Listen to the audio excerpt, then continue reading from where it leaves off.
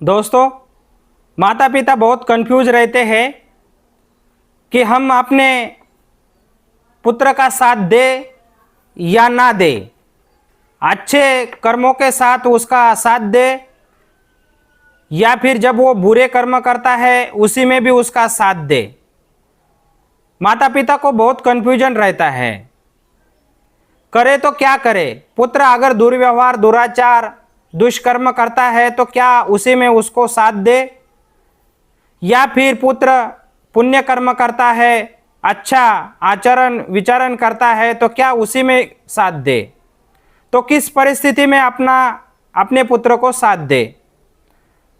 तो दोस्तों, मेरा विचार है कि पुत्र दुर्योधन जैसा हो या रावण जैसा, माता पिता का कर्तव्य है कि अपने पुत्र को हर हाल में साथ दे।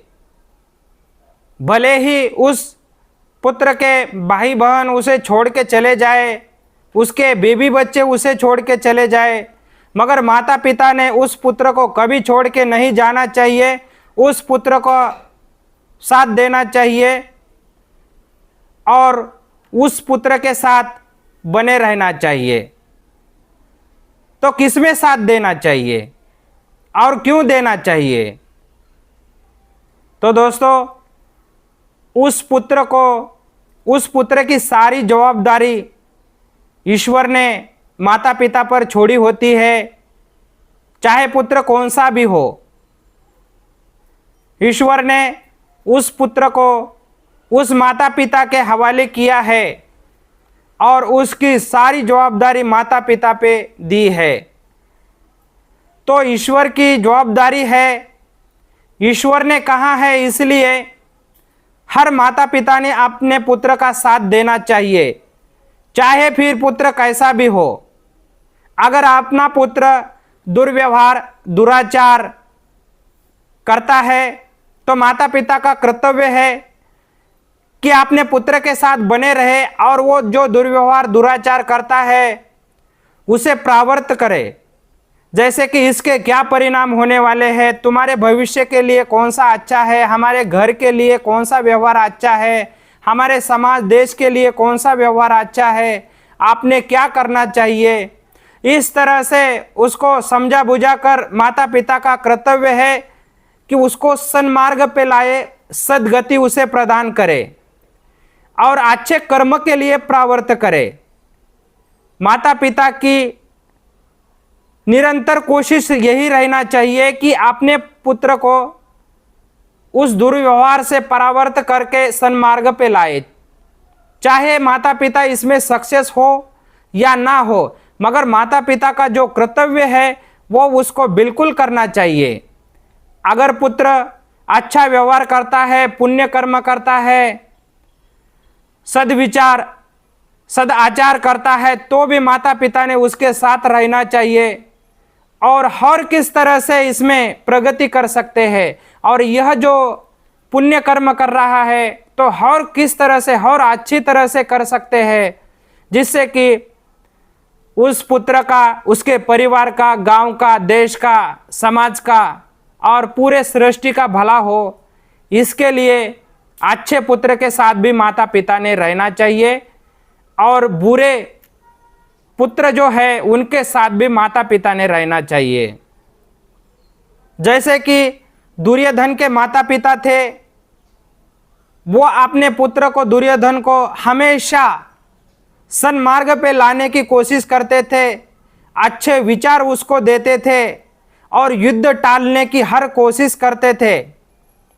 वो अलग बात है कि वो अपने पुत्र को समझाने में नाकाम हो गए, मगर गांधारी और युधिष्ठिर जो कि दुर्योधन के माता पिता थे, हमेशा अपने पुत्र के साथ बने रहे, अपने पुत्र का कभी साथ नहीं छोड़ा और उनको सन्मार्ग पे लाने की और युद्ध टालने की हर कोशिश करते रहे। लास्ट में वो उस प्रयास में असफल रहे। जब युद्ध खत्म हो गया तो दुर्योधन के माता पिता उसके साथ ही थे। इसका हमें उदाहरण मिलता है, जैसे कि गांधारी ने श्री कृष्ण को शाप दिया, जिस तरह से आपस में भाई भाई लड़ा के तूने हमारे 100 पुत्र का नाश किया, ठीक उसी तरह से ही तेरे भी जो पुत्र होंगे, तुम्हारा जो वंश होगा वो आपस लड़के खत्म हो जाएगा।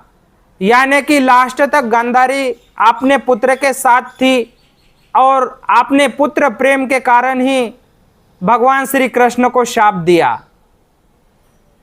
धृतराष्ट्र जो अंधे थे उनको बहुत गुस्सा था कि मेरे 100 पुत्र का भीम ने वध किया, इसलिए भीम को आलिंगन देते हुए आलिंगन में उसको चिरड़ के पकड़ के मारने की कोशिश की।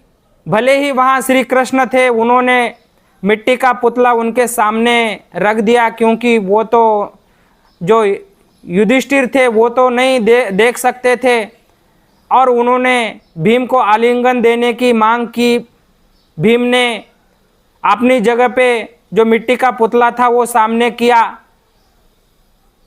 और उन्होंने उसको दुर्योधन के पिता ने बहुत ही जोर से दबाया, जिससे कि वो चाहते थे कि जिन्होंने मेरे पुत्र 100 पुत्रों का वध किया मैं भी उसका वध कर डालूंगा। भगवान श्री कृष्ण के चालाकी से वजह से भीम बच गए, ये अलग बात है, मगर दुर्योधन के माता पिता पुत्र दुष्ट होने के कारण भी या पुत्र दुष्ट होते हुए भी उनके साथ बने रहे और मृत्यु के बाद भी उनके कल्याण की ही कामना की, भले ही वो असफल हुए। इस तरह से जो अपने पुत्र है भगवान ने हमारे हवाले किए हैं, फिर वो अच्छे हो या बुरे हो, माता पिता ने कभी साथ नहीं छोड़ना चाहिए। अलग टॉपिक पे चर्चा करेंगे कि इतना समझाते हुए भी लोग समझते क्यों नहीं हैं, और मैं दावे के साथ कहता हूँ कि उनका कोई दोष नहीं होता है, और मैं ये साबित भी कर दूंगा। जिस तरह से दुर्योधन को किसी ने नहीं समझाया, माता पिता ने समझाया, वो जो गुरु थे पितामह भीष्म थे सबने समझाया, राधे कृष्ण जो उनका जीवलग मित्र था उन्होंने समझाया, जो भगवान श्री कृष्ण थे उन्होंने समझाया कि ये मार्ग छोड़ दो और युद्ध को टाल दो, मगर वो दुर्योधन ने कभी नहीं माना। क्या इसमें दुर्योधन की गलती है? तो दोस्तों इसके विषय पे हम अगले वीडियो में चर्चा करेंगे। बस यह टॉपिक ये है कि हर माता पिता ने अपने पुत्र के साथ बने रहना चाहिए। दोस्तों आपके क्या विचार है कमेंट में ज़रूर बता देना। जय हिंद।